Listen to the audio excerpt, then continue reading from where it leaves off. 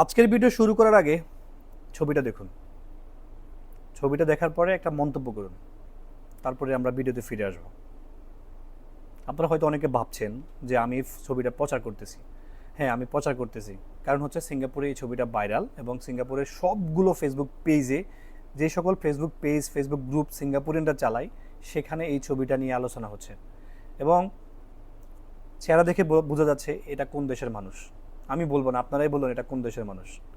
এবং একটা MRT station, একটা পাবলিক প্লেস আপনারা দেখতে পাচ্ছেন, সাথেই বাচ্চারা আছে। এদের সামনে এরকম নোংরামি করার জন্য এদের কি শাস্তি হওয়া উচিত না?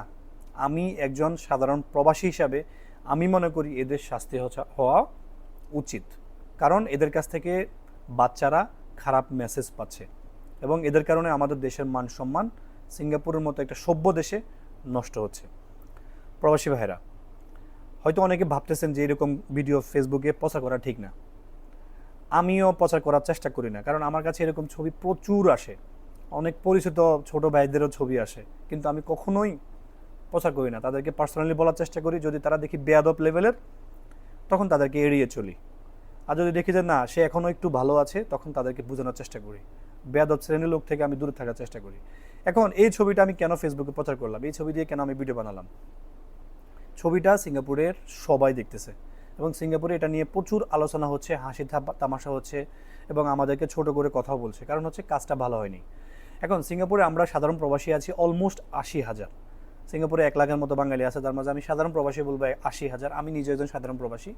এখন এই 80,000-এর মধ্যে আমি বলবো সর্বোচ্চ 500 পাবলিক আছে এরকম। এই যে ছবির যে ক্যাটাগরি দুজন ভাই দেখছেন, তাদেরকে ভাই বলতে আমার লজ্জা লাগতেছে, তারপরে বলতে হচ্ছে কারণ বাঙালি।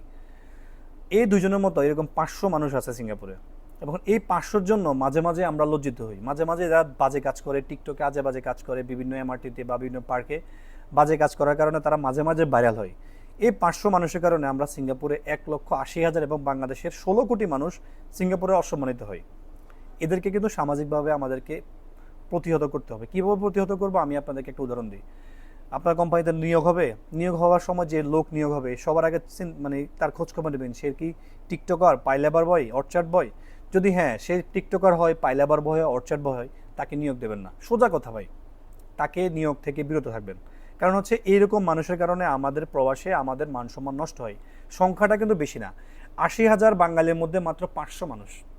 ঠিক আছে, এই 500 মানুষের কারণে সিঙ্গাপুরে আমাদের মান সম্মান মাঝে মাঝে ধূলিসাৎ হয়ে যায়। তো এদের সবাইকে আমাদের সামাজিকভাবে বয়কট করতে হবে। আর পরিচিত যারা আছেন, যারা এইসব কাজ করতেছেন, এই ভিডিও সমালোচনা করে আত্মসংশোধন হন। ভিডিও সমালোচনা না করে আমি আবারও বলছি সংশোধন হয়ে যান।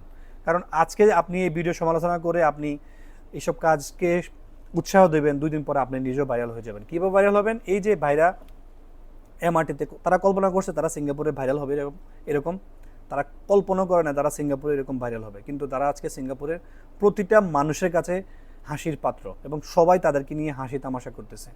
আর তাদের কারণে বাচ্চারাও রং মেসেজ পাচ্ছে, বাচ্চারা তাদের কাছ থেকে খারাপ বার্তা পাচ্ছে। 80,000 বাঙালির মধ্যে মাত্র 500 জন বাঙালিকে কি আমরা প্রতিহত করতে পারবো না? আমি মনে করি আমরা সবাই একত্রিতভাবে প্রতিহত করতে পারবো। তাদেরকে সামাজিকভাবে বয়কট করুন। যদি তারা এখনও একটু পরিমাণ ভালো থাকে, তাদের মাঝে যদি একটু ভালো থাকে, তাদেরকে বোঝানোর চেষ্টা করুন। আরেকটা কথা, আপনার যদি হারাম সম্পর্ক করতেই হয় বা বিয়ে করেন, ঠিক আছে, আপনারা বিয়ে করুন, বিয়ে করে সামাজিকভাবে ইসলামিকভাবে মর্যাদা দেন আপনার স্ত্রীর, তারপরে ভদ্রতা বজায় রাখুন। এমআরটিতে মধ্যে পাবলিক প্লেসে পার্কে নোংরামি করা থেকে বিরত থাকুন। আপনি বিয়ে করে সংসার করুন। আপনাদের জন্য শুভকামনা রইল। ভাইরা প্লিজ এই ভিডিওটা খারাপ মেসেজ ভাবে নেবেন না, সংশোধন হয়ে যান, দেশের সম্মান রক্ষা করুন। আপনারা মাত্র 500 জন মানুষ মাঝে মাঝে দেশের অসম্মান সিঙ্গাপুরে করে থাকেন, সেটা থেকে বিরত থাকবেন। ধন্যবাদ সবাইকে। আসসালামু আলাইকুম রহমতুল্লাহ।